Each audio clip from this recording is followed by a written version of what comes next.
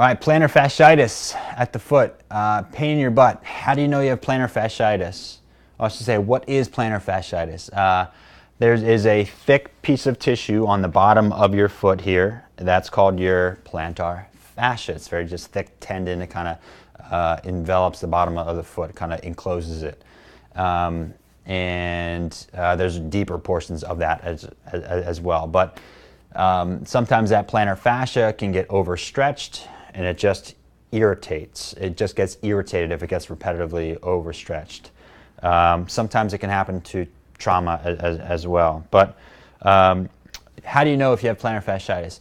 Usually you get pain on your heel right here, right at the bottom of your heel here, boom, boom, boom. And it's usually worse when you take your first couple steps out of the bed in the morning. So you wake up, you put your foot down, you put your weight on it, and you're like, oh God. And then you take a couple steps and it hurts, and then it starts to loosen up a little bit. So oftentimes that plantar fascia just gets overstretched, and then it tries to, in a way, correct itself, and then you feel a little bit tighter because it's more swollen in the morning. And then when you step on it, it's I don't want to say it's re-tearing, but you're kind of re-stretching it again, and you're irritating the things that are trying to heal. One of the most common things that you need to look at your ankle, if you have plantar fasciitis, is you need to check the flexibility of your calves. Sometimes your calves are very tight. Not only this large muscle called the gastrocnemius on your calf, but there's a smaller one called the soleus as well. So we stretch one with our leg straight like this, and then we stretch the other, slightly bending your knee.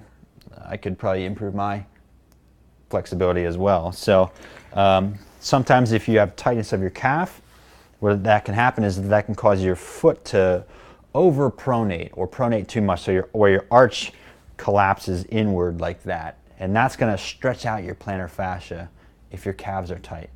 And so the correction is stretching out your calves, strengthening up the muscles around your ankle, strengthening up the muscles on the bottom of your foot to prevent this from happening again. But sometimes it can be a long road. It can be, a good month or two or more until we get that straightened out. Responds very well to scraping. So with an instrument, like a metal instrument, kind of scraping out the inflammation, kind of scraping out the adhesions, and getting all that tissue to kind of reorganize and realign.